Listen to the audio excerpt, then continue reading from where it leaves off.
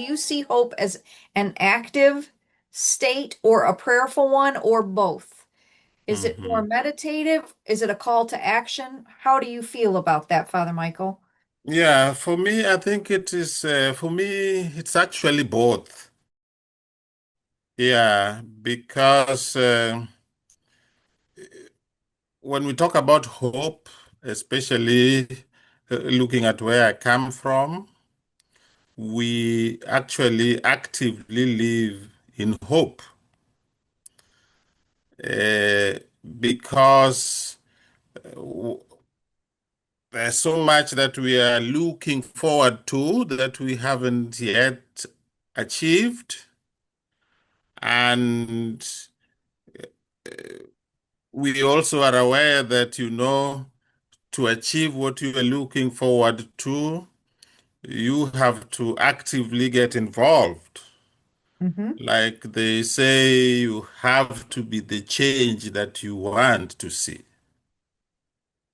So it's not a passive kind of looking forward, but it's just an active involvement in trying to make life better.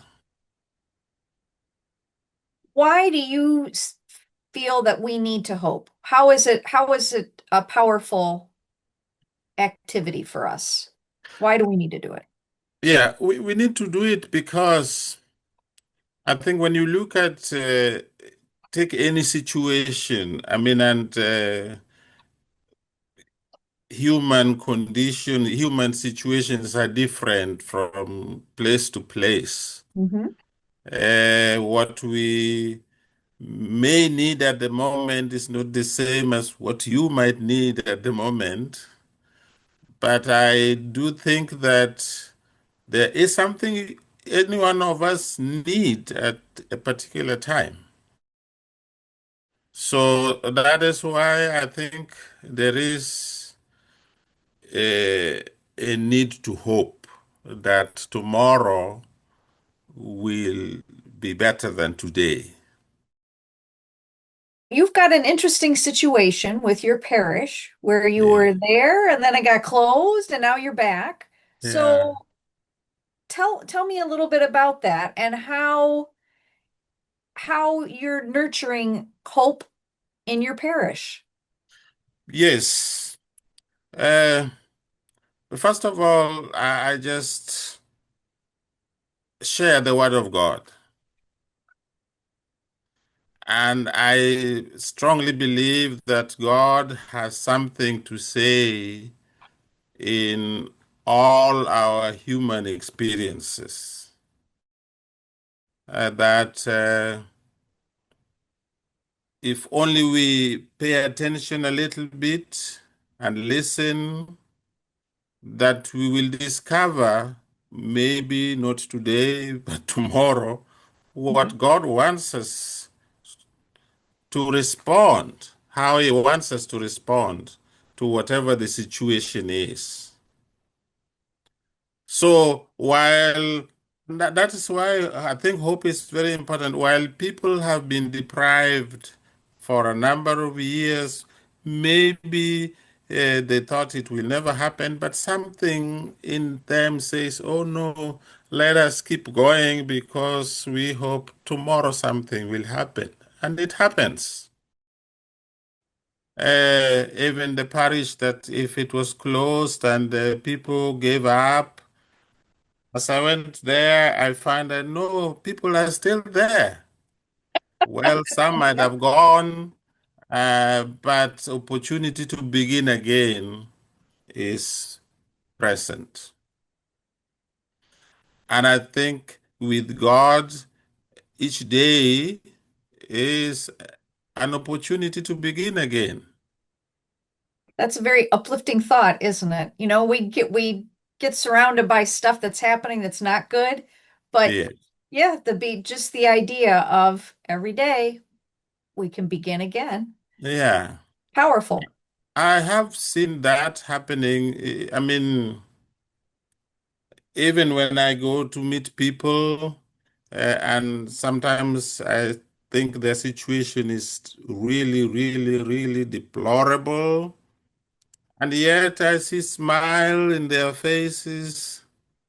One of the things that always touches me is that whenever you go to greet somebody, in no matter what situation they are, if you ask them, how are you?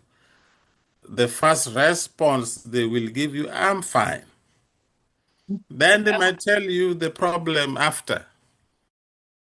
So that is beautiful. And so, in my situation, also, as you said, how do I give hope to people? I come as a priest, so I administer sacraments, and the sacraments is a powerful accompaniment, inspiration in the lives of the people, bringing God into their life, into their situation, no matter what situation it is. And those of us that have access to the sacraments all the time and take them for granted, I'm sure that's like extremely powerful to see how excited people are to have those opportunities. Absolutely. You see people, you see people's faith, real living faith. So you said that they were there when you got there, the parish had been closed, but when you got there, there were still people there. They had been kind of gathering together. Yeah, I mean, it was not completely closed. The church was there. Hmm. Sometimes there was priests going there, uh, but not committed to. Okay. Yeah, so that is the thing. So that's when it I was asked to go, I said, "Here I am." Was it an easy response for you, Father Michael?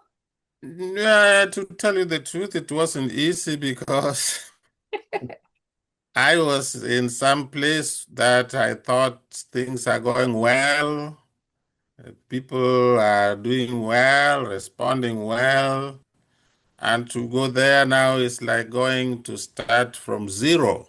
Yeah. And as usual, now I ask, why me? And then I sometimes cancel myself. If not me, then who? So that those are the things that made it possible for me to go. I also was encouraged by the fact that, looking back in the history of all those people who have journeyed with God, none of them was given an easy task. We always sort of think if God's with us that everything will be simple and easy, Yeah, and it's not. There's hard work. It's just hard no, work. it is. Hmm. I mean, I always talk to people about it, nobody has ever gone through hell like the only Son of God. Yeah. So if he did that, and we are supposed to be his disciples to follow him, then we have to follow the way he went. Hmm. In fact, that is what he says. If anybody wants to come after me, let him or her deny himself or herself, take up the cross daily, and follow me. What has surprised you the most being there in your parish, would you say? Yeah. What surprised me most is, first of all, myself. As I said, it wasn't easy, so I thought, this is going to be like a condemnation, it's a prison. Yeah. But but when I go there, I find after prayers and all that, I say this is livable, it is doable. Life can go on. I find that certain things that I used to got attached to, like watch TV, I don't have TV now, but it is still okay. You're I surviving? I can do something else. In the parish where I was, it was all in town, very easy. I didn't have to go very far if I need something. And now, if I need something, I have to think twice. Do I really need it? Yeah. Or because if I don't really need it, I shouldn't even bother to drive that long distance to go and look for it. Yeah, so it's a situation where I have to weigh the priorities. Mhm. Yeah, so what is more important? What are you getting at this parish, would you say, that you didn't get at your previous parish? Is it the people? I'm assuming it probably has to do with the people and the community. Yeah, I I think yeah, the people are different, obviously. They have different experiences, and so is their expectations too. Uh, the way they would appreciate the presence of a priest to celebrate the Eucharist for them, which some other places will take for granted. Mhm. They would appreciate it because they also know the lack of it. So that aspect is, but also just for myself, I do realize that once you're in a comfortable place, you you take things for granted. Yeah, I find like I can't drink the water there is undrinkable. I have to go look for some water to buy purified water. Yes, I know people in the area they don't have the ability to buy it, Mhm. so they drink that water, which I find still a challenge. Yeah. Yeah. But those are some of the things I say. So in life, the things that we probably would cry about uh, when you are in a situation like where I am, you learn to be more grateful to God than for the daily sustenance. I can see that. That would present challenges. I Yeah. can't imagine, having people knowing that they're drinking water that is not good for them. Yeah. And what do you do? I mean, I'm guessing that your passion as salary does not allow you to purchase water for large groups of And people. and we don't have a salary. Well, the bishop, because he asked me to go to this place, now he says he will give me like $400 equivalent to $400. So that would be buying the water, if I have to put petrol, if I have to buy food, if I have to buy a shirt. Oh,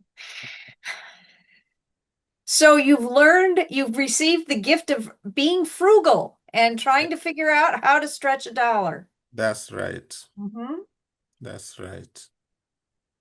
How would you say that hope is nurtured in you, Father Michael, by the people you serve and the people you work with? Yeah. Do you have a kind of a staff there at the parish in addition to you? No, Or it's all you? and it's all me. There are two people who are volunteered like catechists. Okay. Uh, so one old lady and one not so old, and they're the only two. And it's a volunteer. There is no, nothing that they receive from me or from the church. because we have nothing to give. But looking at them, I mean, they would be there every day that they say they would be there. And that faithfulness, that commitment, it has to be that they know that there's something that they're looking forward to. Hmm. And that should be salvation or a better life tomorrow.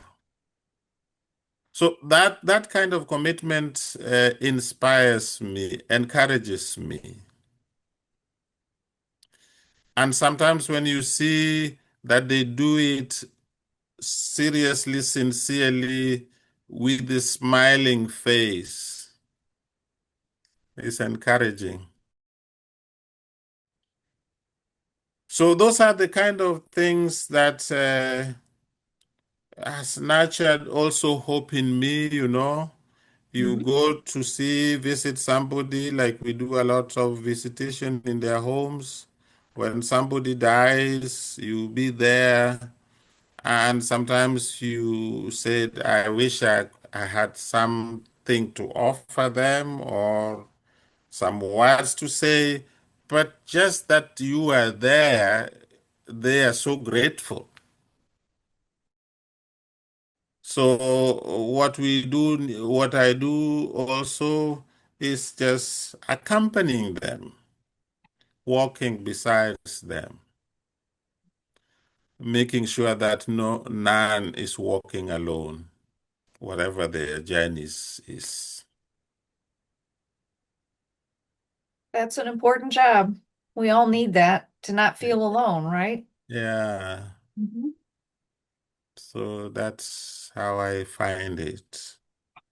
How do you remain hopeful in a world where there is so much chaos and anger, and in your case, so much Mhm. extreme poverty? Yeah, How do you how do you remain hopeful? yeah. It's something that I've been thinking about, you know. When you open TV or you look at newspapers, there is lots of negativity, a lot of things evil happening. But I also think that, you know, the good that is happening in the world is does not make news Yeah. because I do think too that there is a lot of good as well.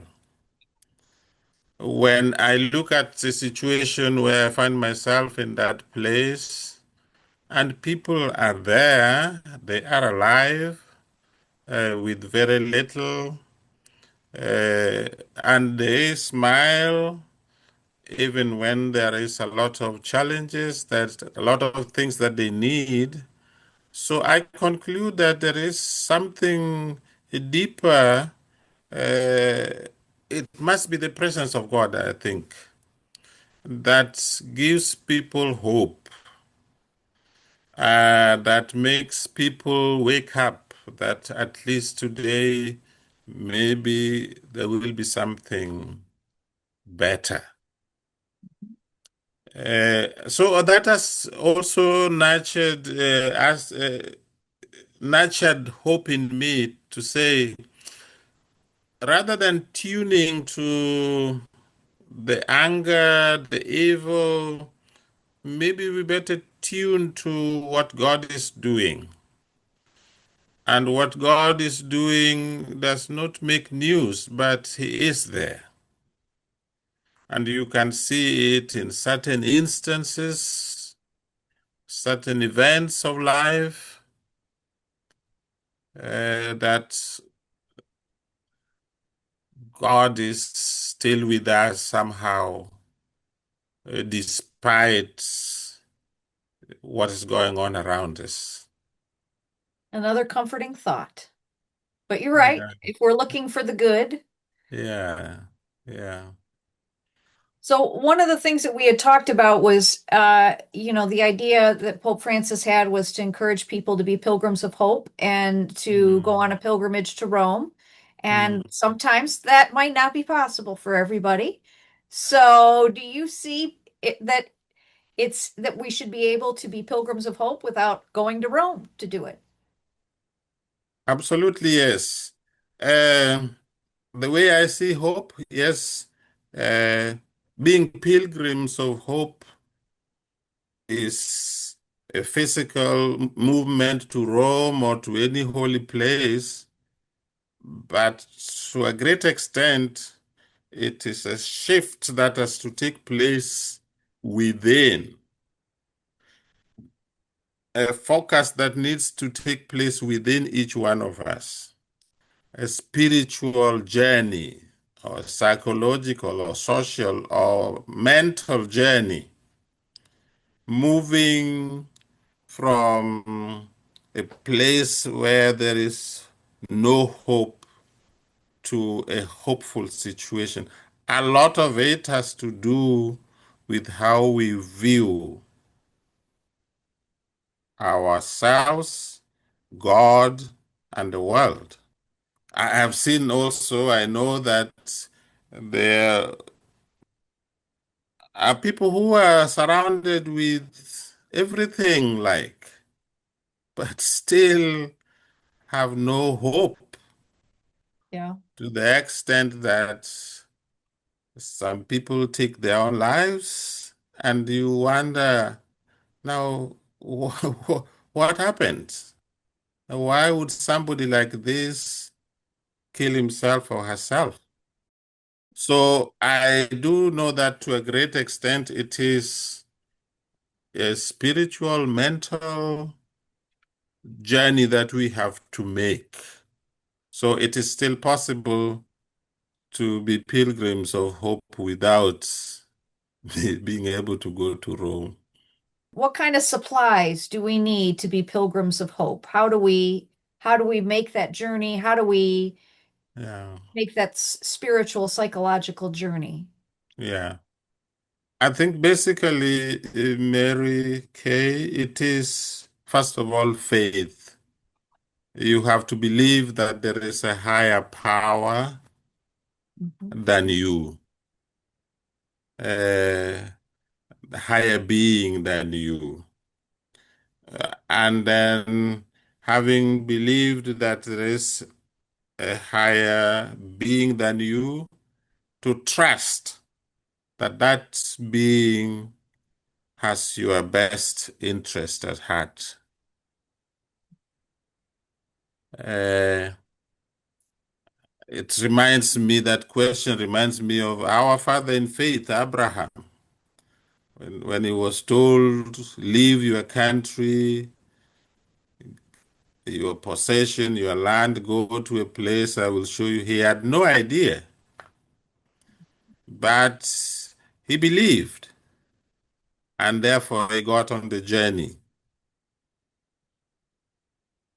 And so I think also for ourselves, uh, having known the love of God in ourselves, that He created us, He knows us better than we know ourselves. He created us for a purpose that we can only discover each day. So I think we need to believe in Him and trust Him.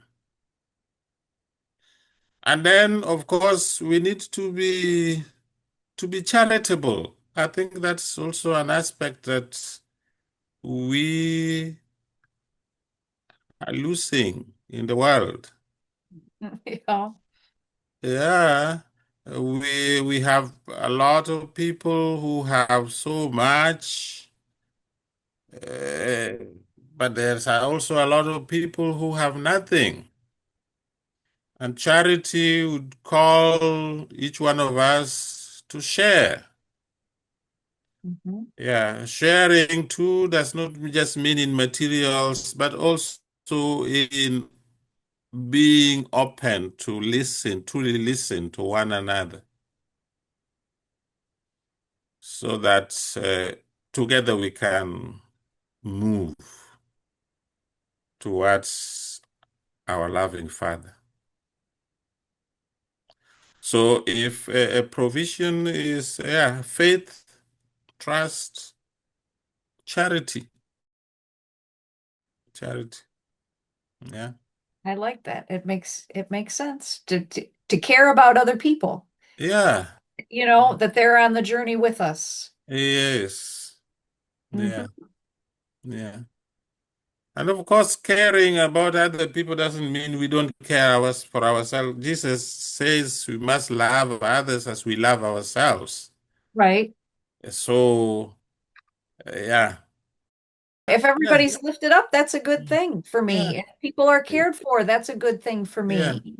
I don't know how that gets lost, but it just It easily can get lost because if you stop listening Mhm. to what the other person need, you just look at yourself. There is no end to what you would want. Yeah. Yep. Yeah. It's amazing that those who have, say, money, they still want even more. And And yet, when you go to a place like mine and somebody give you $400 that I get, I'm so grateful. yeah. Yeah.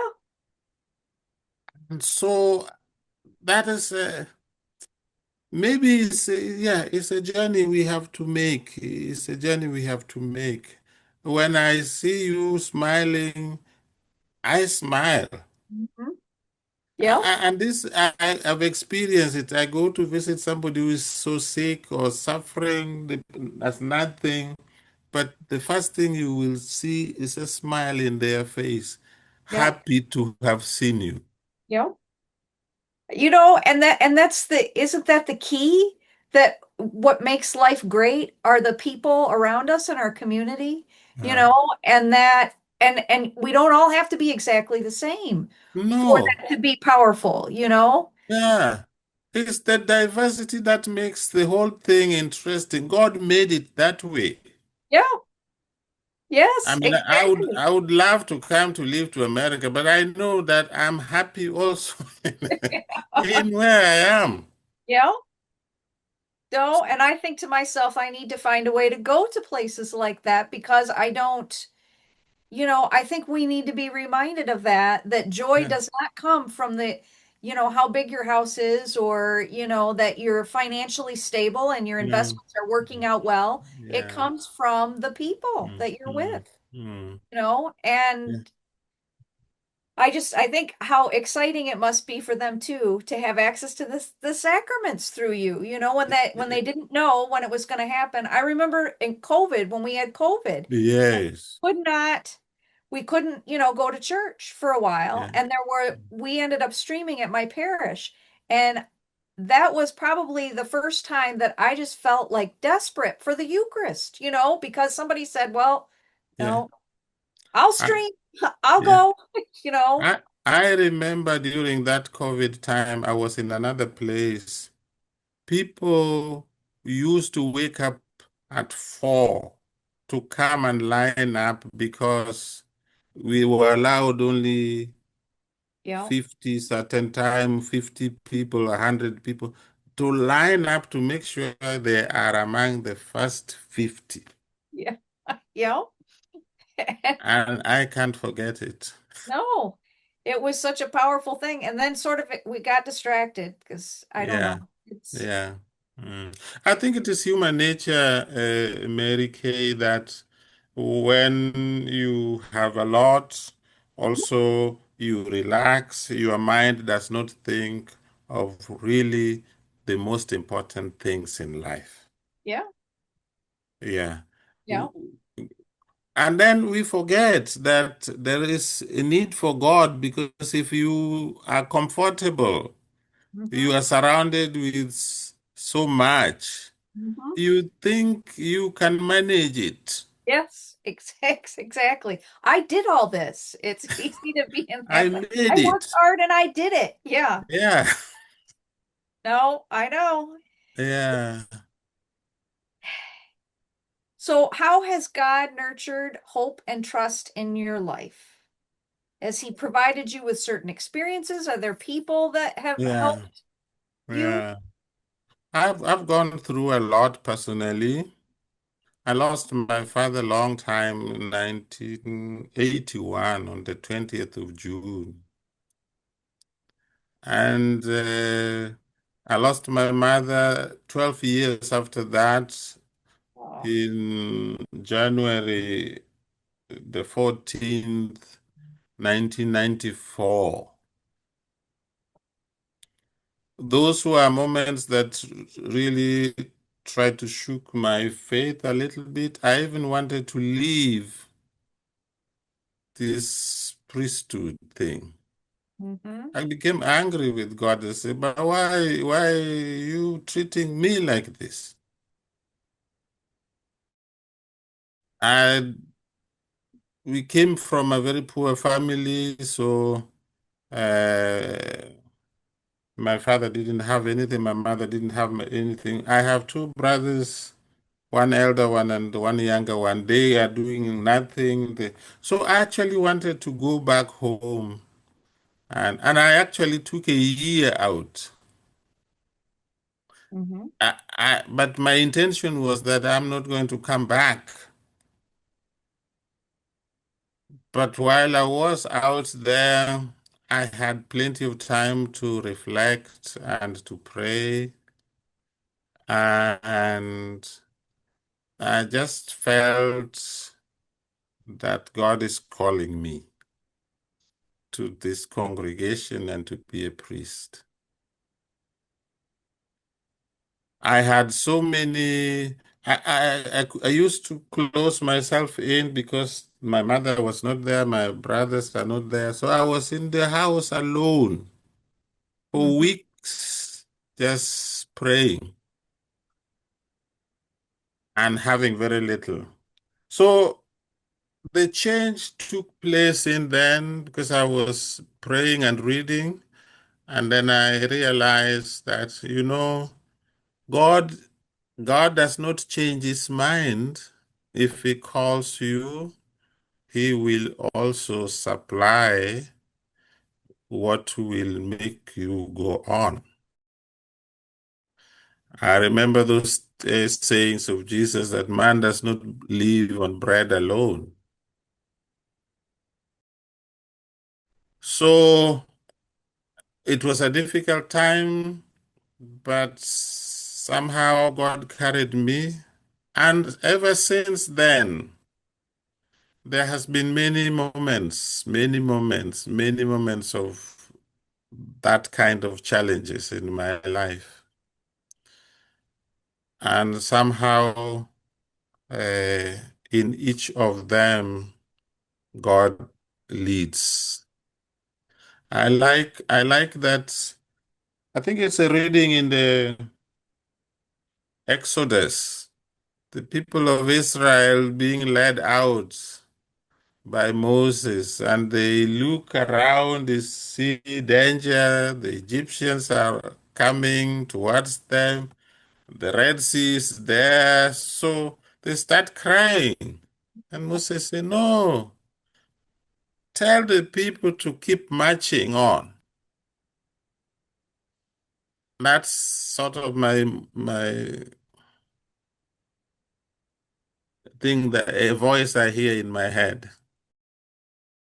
So every time I'm faced with a certain difficulty, yes, I sometimes worry and afraid, fearful, doubtful, but also deep down, I hear this voice, keep going on, keep marching on.